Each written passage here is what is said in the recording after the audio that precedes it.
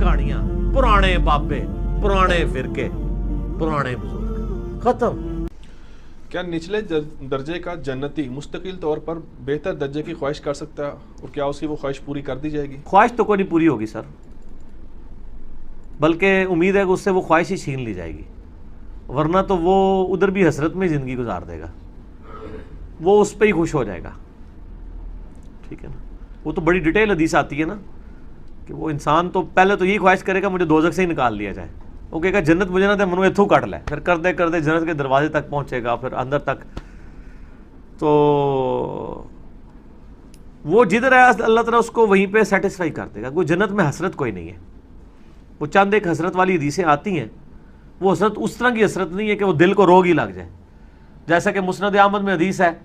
کہ جن لوگوں کے دنیا میں لمحات کوئی مجلس میں وہ شریک ہوئے اور اللہ کا ذکر اور درود کے بغیر منتشر ہو گئے، تو ان کو قیامت الدین جنت میں پہنچ کے بھی اس مجلس کی حسرت ہوگی کہ یار ہم نے وہاں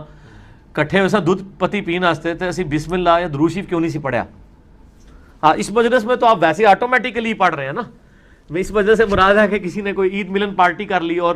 اس میں انہوں نے اللہ رسول کا نام کوئی نہیں لیا، بس گپ شپ مار کے لطیفے سنا کے اڑ گئے، تو ایسی مجلسوں میں جنت میں بھی حسرت ہوگی، ونس ہوگی دین وٹ، ختم۔ اس طرح جو جنتی اعلیٰ درجے کی جب جنت کو دیکھے گا تو وہ خواہش تو کرے گا کہ کاش مطلب میں بھی اس جنت میں پہنچ جاؤں، اور لیکن وہ ونس ہی ہوگا۔ لیکن قرآن حکیم میں یہ بھی ہے کہ ہم جو نیک لوگ ہوں گے نا ان کے ماں باپ اور بیوی بچوں کو ان کے ساتھ کر دیں گے اگر وہ لوئسٹ درجے میں ہوں گے، تو اس کا مطلب پھر ہو سکتا ہے جے کوئی کدھرے اڑنگا لگدا ہو یا صحیح، ہاں یہ نہیں ہے کہ وہ چوتھے ملے اڑنگا لگے گا، وہ اس لیے کر دیا جائے گا نا کہ ماں باپ کی انویسٹمنٹ ہے نا اولاد، تو اللہ تعالیٰ اس کو ریگارڈ دے دے گا کہ چلو یار یہ اچھا آدمی تھا جی ایم صاحب، چلو ادھر ماں پیو انہوں بھی یار اتلے درجے لے جاؤ، ٹھیک ہے نا۔ فی الحال تو میرے بھائی اس دنیا میں اگر آپ ہم سے پوچھیں تو ہم تو اس پہ ہی خوش ہیں کہ ہمیں دوزخ سے بچا لیا جائے،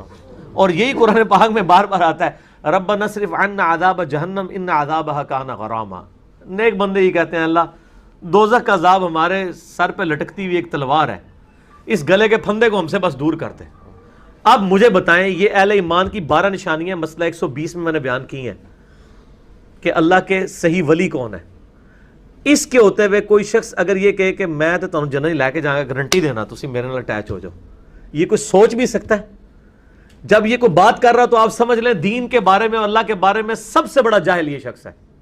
جو اتنا بڑا دعویٰ کر رہا ہے۔ یہ دعویٰ کوئی بھی شخص نہیں کر سکتا، ٹھیک ہو گیا جی؟ تو اتنے بڑے بڑے دعوے کرنا اور لوگوں کو اس طرح گارنٹیاں دینا میں لے جاؤں گا، توبہ توبہ توبہ توبہ توبہ، یہ تو امیجن بھی نہیں کیا جا سکتا، ٹھیک ہے نا۔